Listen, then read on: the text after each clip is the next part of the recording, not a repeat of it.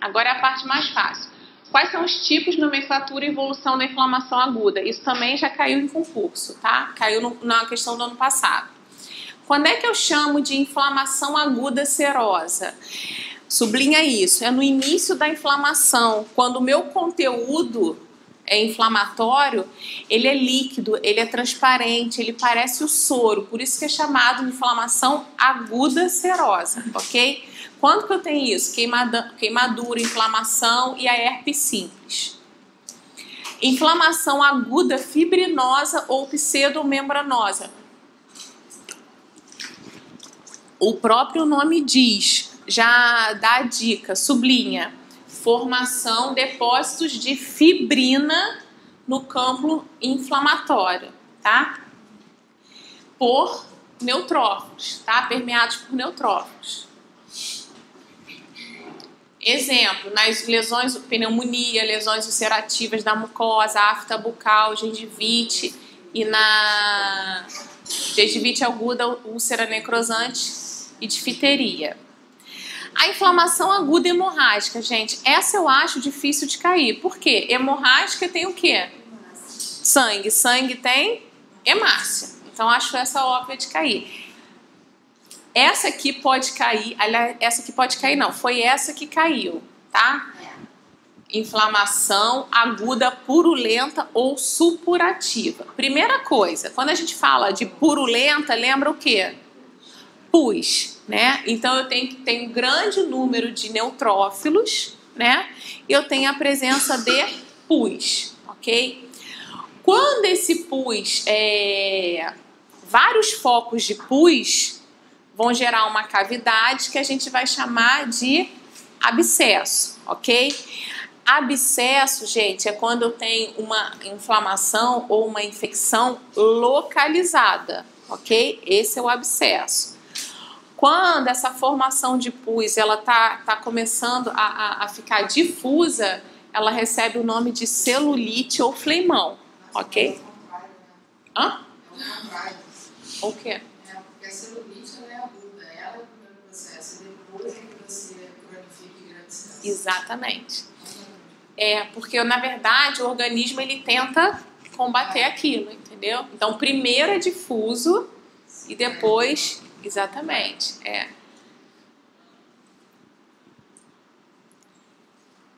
Não, olha só, aqui não... Desculpa, agora que eu entendi. Aqui não é que primeiro forma um abscesso... Aqui ele só está dizendo que um é difuso e o outro centralizado. Ele não está dizendo a ordem, não, tá? A inflamação aguda. Aí ele diz que é quando forma um pus. Não, olha só. Ambos, peraí. Olha só. Presta atenção. Ambos é inflamação aguda purulenta, tá? É formação de pus, ponto. Essa formação de pus, ela pode estar localizada ou ela pode estar difusa. É só isso que ele quer falar, tá? Ambas são agudas, ambas são formação de pus. Ah, já tá cronificando, entendi. Entendi o que você quis falar agora. Ok. Aqui ele só quis dizer que um é localizado e o outro é difuso, ok?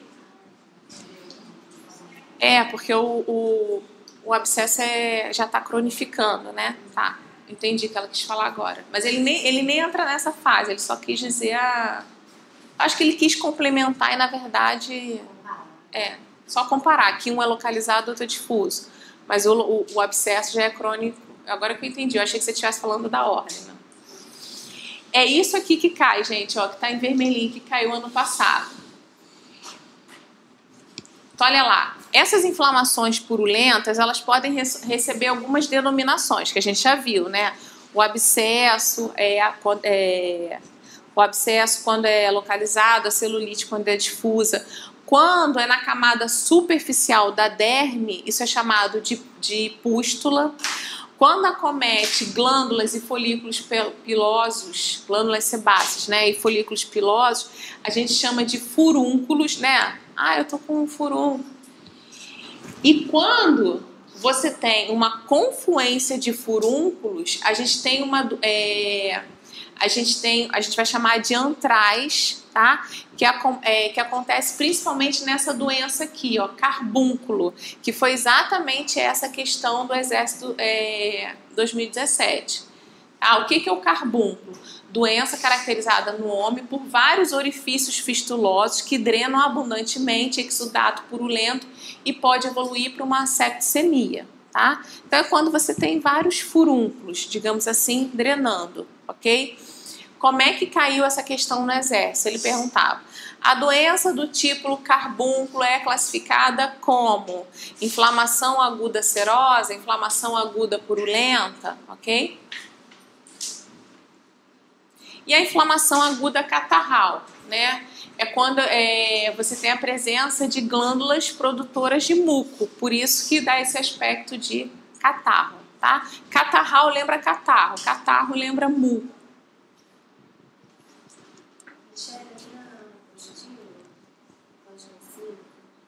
Nos exemplos de inflamação aguda de fibrosa, a afta bucal gengivite, é a afta bucal, vírgula, gengivite aguda? É, vírgula. Faltou uma vírgula aí, tá? Então, vamos lá. Dúvidas? Todas. Agora é sério. Vocês entenderam o processo de inflamação?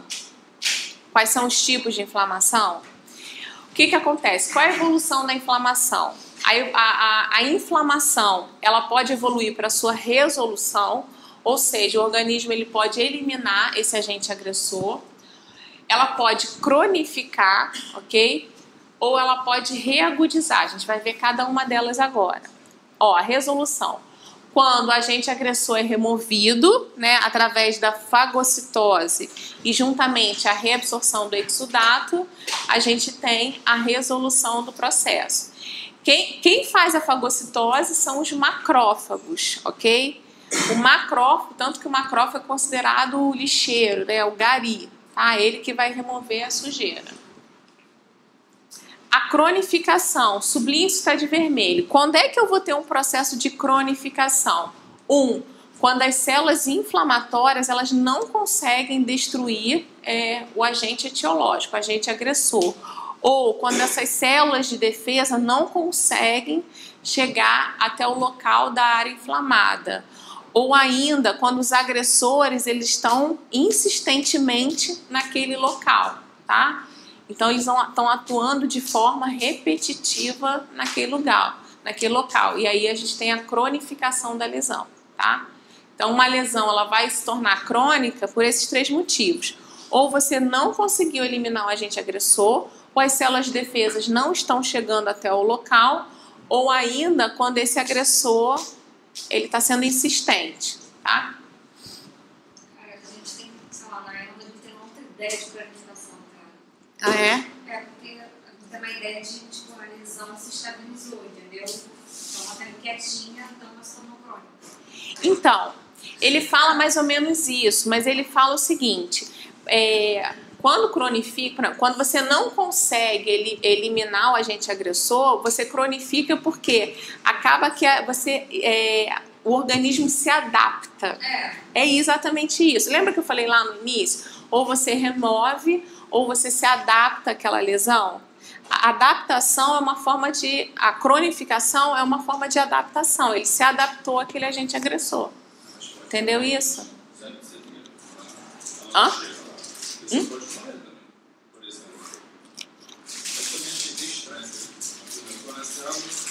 Chega lá, não chega lá. Não tem que cronificar nada, pode dar certo. Não. Um estilo de baixa intensidade. Não é que... Olha só. Não, mas olha só, as células não conseguem chegar de forma efetiva a ponto de combater aquele agente agressor, tá? Quando elas não são suficientes. Não é que nunca vai chegar a célula, sempre vai chegar, porque as células estão presentes em todos os locais. As células de defesa. Só que quando eu não consigo, é como se eu tivesse lá... Foi o que aconteceu essa semana lá na Rocinha. Tinha lá, sei lá, 100 bandidos descendo e tinha lá meia dúzia de policiais. Eles chegaram, mas eles conseguiram combater? Não, é mais ou menos isso, tá? As células não conseguem chegar de forma efetiva, tá? Para combater aquele agente agressor, tá? Sempre vai chegar.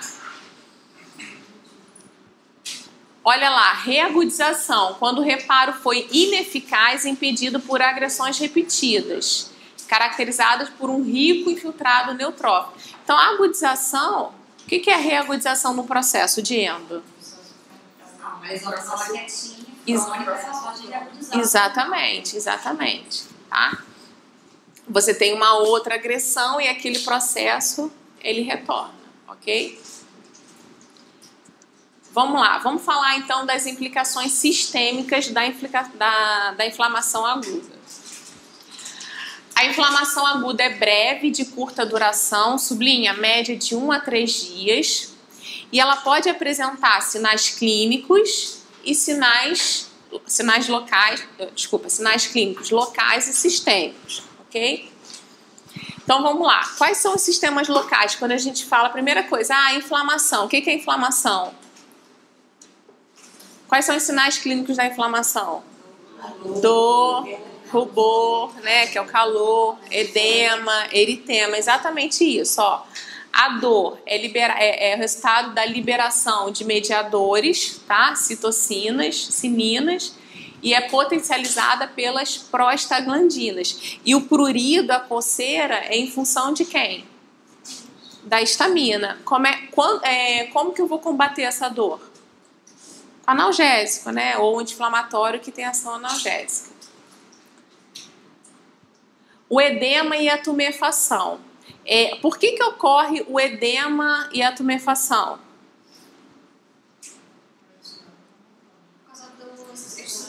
Exatamente, porque eu tenho aumento da permeabilidade vascular, né? Então você tem que aumentar, vasodilatar, para aquelas células de defesa chegarem mais rapidamente. Então olha lá, ação inicial da histamina, porque o que a histamina faz?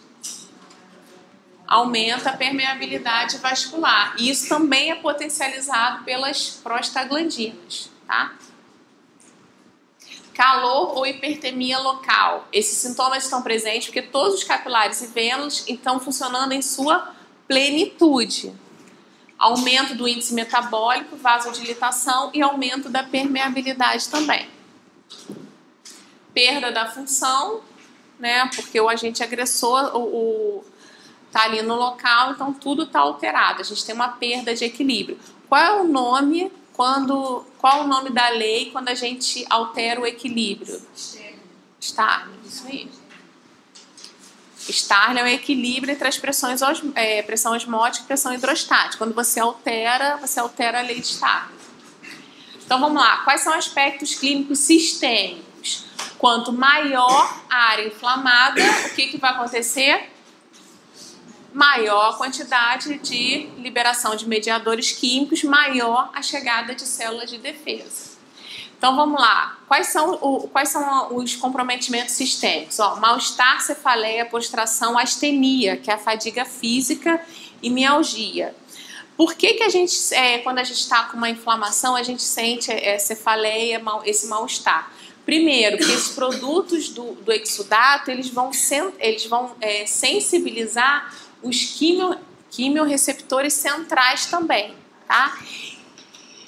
Aumentando a pressão intracraniana, isso pode provocar cefaleia e mal-estar.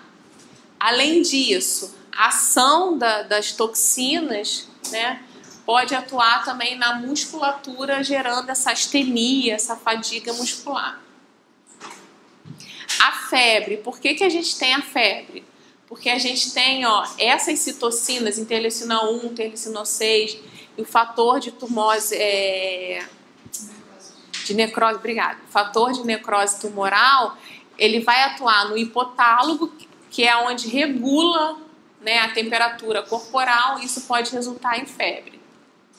A leucocitose, o que é a leucocitose? O aumento, leucodiapedese é a migração. A leucocitose é o aumento das células de defesa, dos glóbulos brancos, né? Também chamados de leucócitos. E aí eu queria que vocês sublinhassem isso aqui, ó. A leucocitose é facilmente identificada 24 a 48 horas após a agressão. A taxa normal é de 4 a 11 mil e numa inflamação aguda você tem mais de 100 mil, tá? A linfadenite regional e linfagite, popularmente conhecido como íngua, né? O que é a íngua? É o infartamento ganglionar, ok? Linfonodos palpáveis, dolorosos, geralmente móveis à palpação. Lembra, quando você não consegue remover o agente agressor, isso é drenado para o sistema linfático, ok?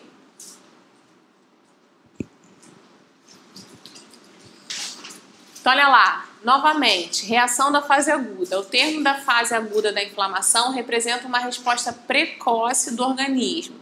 Quem são os agressores? A gente pode ter uma série de agressores, né? Pode ter os micro-organismos, bactérias, vírus e parasitas, só que a gente pode ter os outros agressores também, como metais, silicone, as placas, são agressores também, a gente já vai ver. A radiação é uma reação inespecífica, tá? Então, a inflamação aguda, ela é uma reação inespecífica. Qual é o objetivo? Aumentar a síntese e liberação de proteínas plasmáticas, ou seja, 2 a 100 vezes maior, sublinha, que o normal para neutralizar o agente agressor.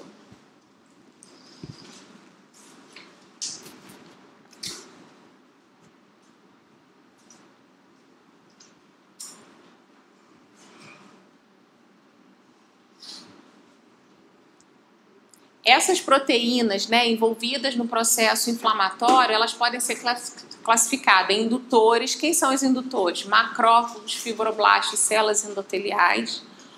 Ou ainda, síntese e secreção. São proteínas que liberam alguma coisa, tá? Mediadores, né, citocinas, fator de necrose tumoral, alfa, interleucina 1, interleucina 6, interferon gama.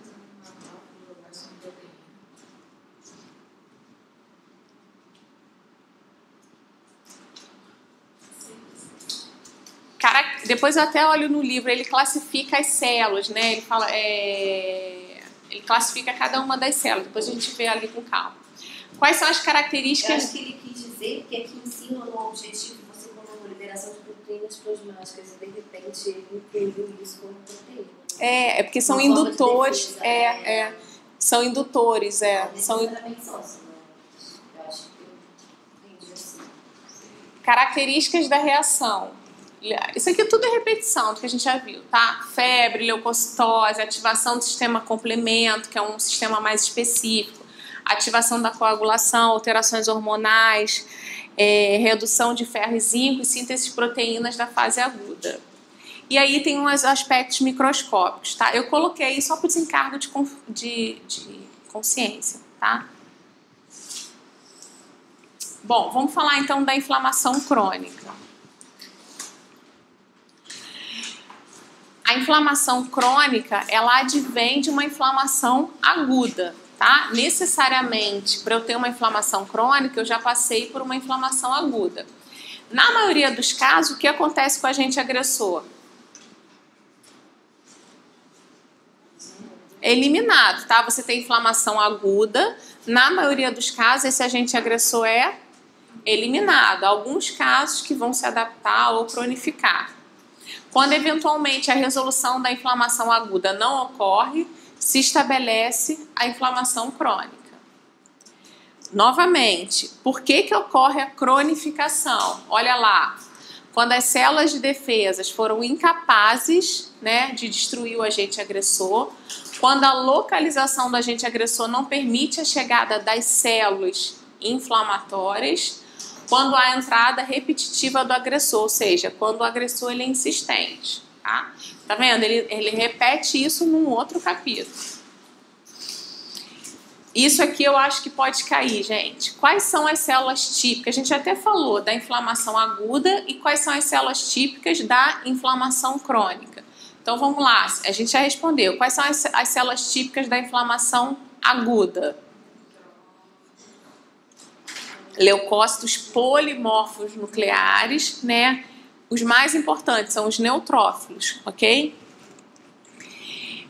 Na inflamação aguda, a gente tem uma lesão mais destrutiva, ok? Tá embaixo aí, se vocês verem, tá embaixo, eu só juntei. E na inflamação crônica, quais são as células? Macrófagos, linfócitos e plasmócitos, né? Aí a gente já tem uma reação mais tecidual, né? Mais celular. A forma de organização da inflamação crônica é a aglomeração, conhecido como granuloma. Tá? Então, como é que essa inflamação crônica ela vai se organizar? Ela vai formar um granuloma. Tá? O que é um granuloma? É um acúmulo de aglomerados localizados de macrófagos. Então, ela vai reunir, né, aquela lesão, uma série de macrófagos para tentar combater aquele agente agressor. Isso aí a gente vai chamar de granuloma. Pode estar associado ou não a leucócitos mononucleares. Qual o objetivo da instalação do granuloma? Qual o objetivo da instalação do granuloma? Conter a infecção. Conter a infecção, tentar eliminar aquela infecção. Então, olha lá, localizar e circunscrever o agente agressor, impedir a sua proliferação e disseminação, tá?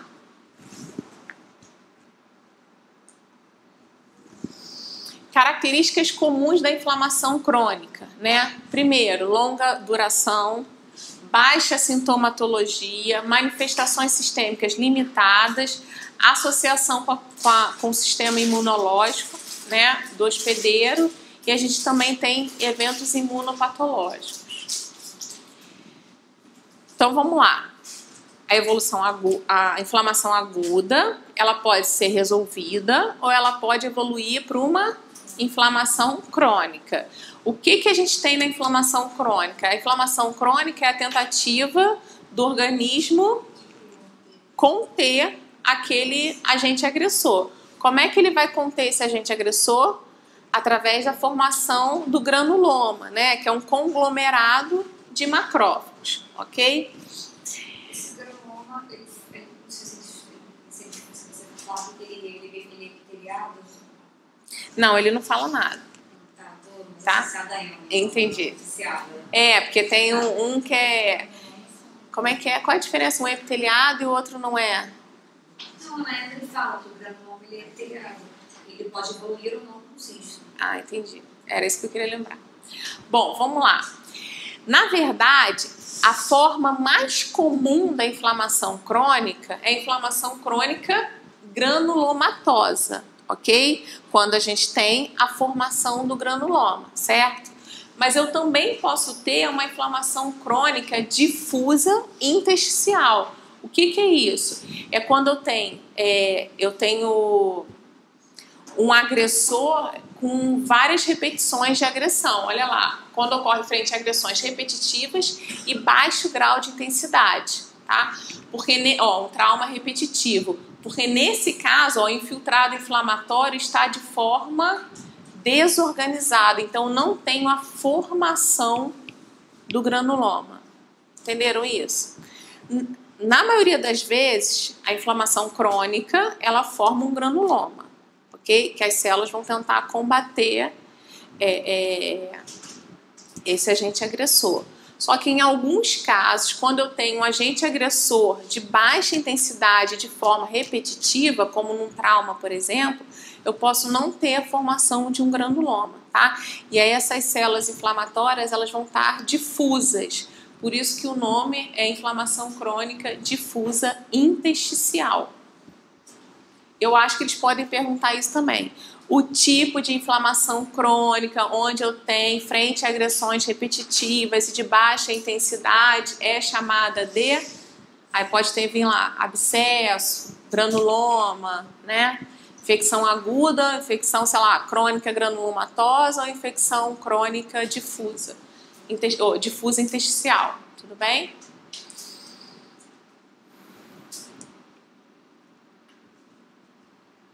Qual a diferença? Isso é só conceito, tá? Qual a diferença entre granuloma e tecido de granulação? Granuloma a gente já falou, né? É um acúmulo de macrófagos, de forma mais ou menos organizada para tentar circunscrever o agente agressor. E tecido de granulação forma-se em áreas conjuntivas lesadas, destruídas, mas limpas, tá? Para dar origem a um novo tecido conjuntivo. Então, o tecido de granulação ele vai ser formado em áreas destruídas, mas áreas limpas, tá? Que não necessariamente você tem a presença do agente agressor. Como, por exemplo, aqui, ó, a gente já vai ver, ó, para restabelecer a normalidade local ou para preencher em espaço vazio. A gente já vai ver isso daqui a pouco. Deixa eu até adiantar para vocês. O organismo, gente, ele não tolera espaço vazio, tá? Ele não tolera. Então, quando, por exemplo, eu tenho uma destruição muito grande do agente agressor, e aí forma um espaço vazio muito grande, a gente vai ter a formação do tecido de granulação, ok? Vocês vão entender daqui a pouco o que eu tô falando. Tipos de granuloma. Quais são as células típicas da inflamação crônica? A gente já falou. Macrófago, plasmócito e linfócito. A gente acaba falando mais macrófagos, né? Qual é a função deles? Realizar a fagocitose, né? E ó, a apresentação dos antígenos também. Então, o macrófago, ele vai fazer a fagocitose e ele pode apresentar esse antígeno também aos linfócitos auxiliares, ao sistema complemento, que a gente viu lá, a via clássica ou a via alternativa.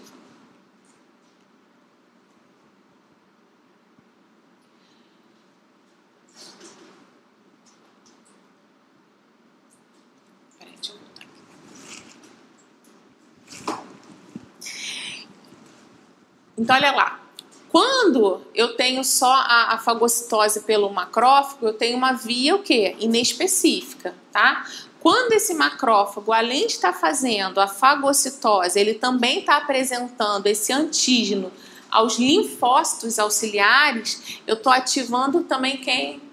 O sistema complemento. A minha via agora de defesa passou a ser também específica. Entenderam isso? Quando esse macrófago ele ativa o sistema complemento, a minha resposta do hospedeiro passa a ser específica, porque eu tive ativação do sistema complemento de defesa do organismo. Então, Michele, a inflamação crônica já não é uma inflamação específica? Não é específica? Como assim? Ela não tem ação específica, porque a aguda ela é inespecífica, a crônica ela já não é mais. Sim, por isso que você ativa o sistema complemento. Então, o macrófago, ele além de fagocitar, ele ativa o sistema complemento. Mas ela é específica. A adaptativa também não tem a ativação do sistema complemento?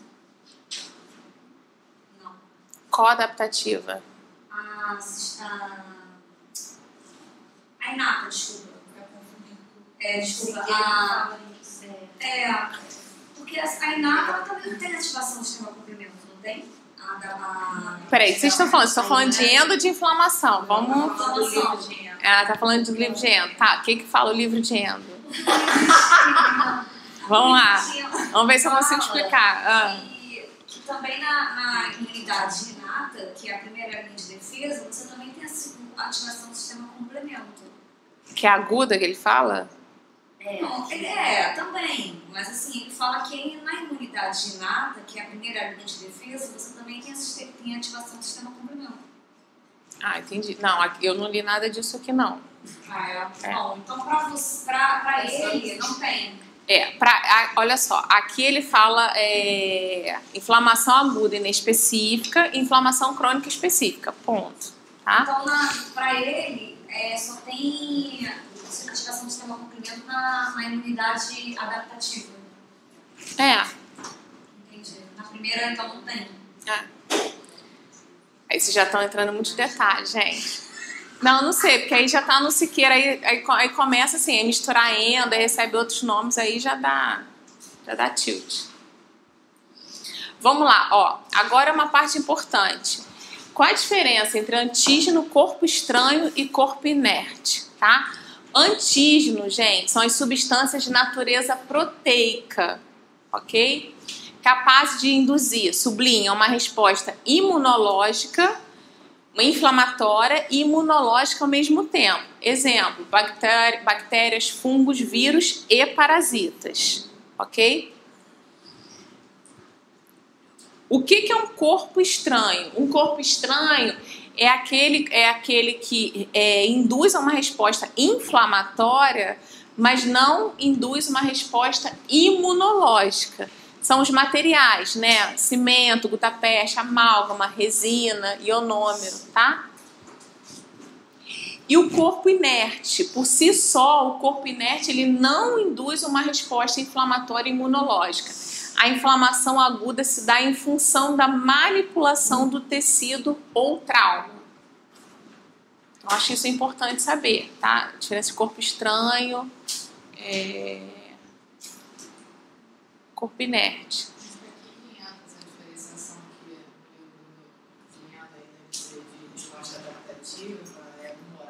Celular, tem alguma diferença no corpo estranho que está atingindo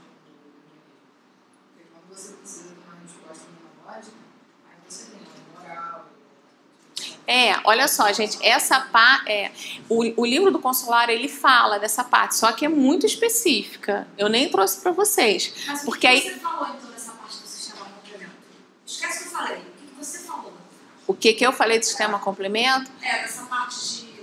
Que na inflamação aguda a gente tem, eu até esqueci o que eu falei, peraí. Que na inflamação aguda é inespecífica e a inflamação crônica é específica, ponto, é isso, tá? É isso. E aí ele descreve, tem um capítulo que ele descreve quando chama os linfócitos T, lá, HELP1, HELP2, tá? E aí ele descreve toda a cascata. Mas é muito específico. Talvez na prova de endo caia alguma coisa para vocês. Mas só tá? nessa parte que tem o sistema complemento. Na primeira parte não tem. Da aguda, não. Ah, tá, entendi. Entendeu? Da aguda ele não fala nada de ativação do sistema complemento. E dá um nó no meu também. Sim, sim, sim. Ele chega e fala aqui que a crônica é quando o organismo não consegue resolver o problema. Eles não advém isso, na verdade, cronifica. Pode não ser que ele problema, mas não resolve. Não, olha só. Então, peraí. Isso aí eu já até expliquei lá no início. Ó, a colega tá falando assim, os livros se contradizem porque aqui fala que a crônica não conseguiu resolver o problema. Na verdade, de repente até eu me expressei mal.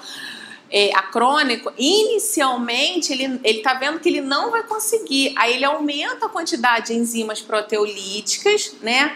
Aí você tem a formação do pus. Aí você resolve o problema. Acho que eu que me expressei mal, entendeu? É o que a gente viu, que ele diz aqui, né? Que o crônico é quando não consegue resolver o problema.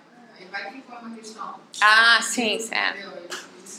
Então, inicialmente, o organismo está vendo que ele não... ele fala que a possibilidade de cronificação é quando não conseguiu eliminar o agente agressor. É verdade, isso é verdade. Tudo bem? Então, vamos lá, gente. Isso aqui é importante também. A gente viu que o granuloma, né, é um aglomerado para tentar circunscrever o agente agressor, certo? E aí ele classifica esse granuloma em granuloma imunogênico e granuloma não imunogênico. Eu fiz uma tabelinha aí para vocês. Então vamos lá. Vamos sublinhar as palavras-chave. O granuloma imunogênico, sublinha, também chamado de granuloma de alta renovação celular. Acho que pode cair isso, tá?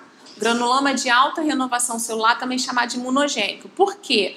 Por que é alta renovação celular? Porque além de destruir o agressor, ele também vai destruir os macrófagos, renovando essas células, promovendo a renovação celular. Tudo bem? Tem a capacidade de induzir a resposta imunológica e inflamatória, imunopatológica, né, simultaneamente. Exemplo, ele dá tuberculose, hanseníase, né, e alguns fungos. Sublinha, são conhecidos como imunogranulomas. Então, granuloma tipo imunogênico é conhecido como imunogranuloma. Tá do outro lado. Não. Tá aqui, Aí é o outro, Aqui, ó, sublinha, resposta imunológica específica. Aí ele entra, ele cita alguma coisa nessa parte, tá, ó.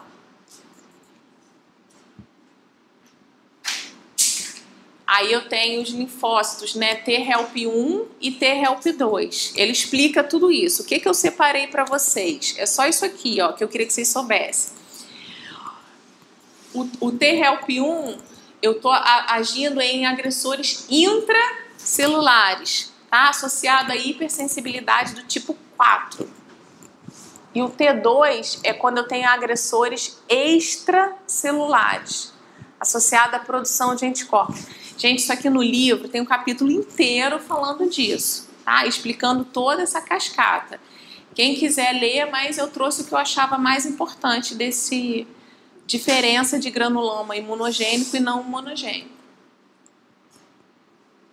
A evolução do granuloma imunogênico, ele pode persistir por tempo indeterminado, tá?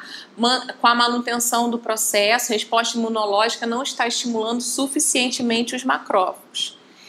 Então, assim, esse granuloma ele pode permanecer porque os macrófagos, eles até chegaram ali, mas eles não estão sendo suficientemente estimulados para combater essa infecção, ok?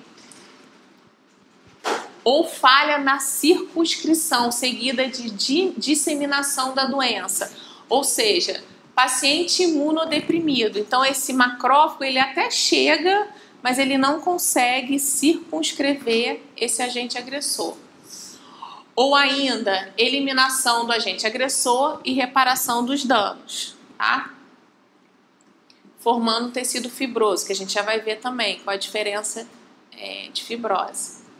Ou ainda, evoluir para um processo de reagudização do processo inflamatório.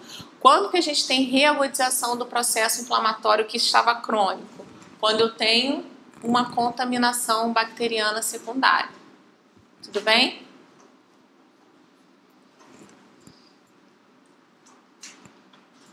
E o granuloma não imunogênico, sublinha, também chamado de tipo corpo estranho ou granuloma de baixa renovação celular, tá? Porque agora ele destrui só o agente agressor, tá? Ele não atua no macrófago também. É uma resposta de longa duração. Sublinha, não tem a capacidade de provocar uma resposta imunológica. Ou seja, quem são esses agentes agressores? Próteses, pinos, placas, parafusos. Isso aqui, gente, eu acho que pode cair, tá? Ele pode fazer uma questão assim, ó. Um corpo estranho, do tipo prótese, pino, arma de fogo, projétil, né? Pode provocar uma reação inflamatória crônica. De que tipo? Tá? Aí você tem que falar. Granuloma não imunogênico. Inicia com a inflamação aguda, 48 a 72 horas, os neutrófilos abandonam a área, pois pressupõe a ausência de bactéria. Por que esse tipo de corpo estranho de agressor ele acaba evoluindo para uma infecção crônica? O neutrófilo chega ali, mas ele não reconhece direito aquele agente agressor, entendeu? Então ele acaba abandonando a área. Não tem bactéria, né? E os macrófagos e as células gigantes multinucleadas inflamatórias predominam. A evolução do granuloma, novamente, pode ser persistência e manutenção do processo, eliminação do agente agressor e evolução para reparação, persistência com pigmentação e tatuagem, sublinha isso, eu acho isso legal também. Se o meu material, se o meu corpo estranho for amálgama, eu posso evoluir para persistência do material com pigmentação ou tatuagem, tá? Ou reagudização do processo, né? Quando eu tenho uma contaminação secundária. Ou ainda eu posso ter uma reagudização por anacorese, né? Quando as bactérias chegam pela corrente sanguínea. Os granulomas do tipo corpo estranho atrasam ou impedem o reparo. Por quê? O organismo, na verdade, é um corpo estranho, mas ele não reconhece como um agressor, tá?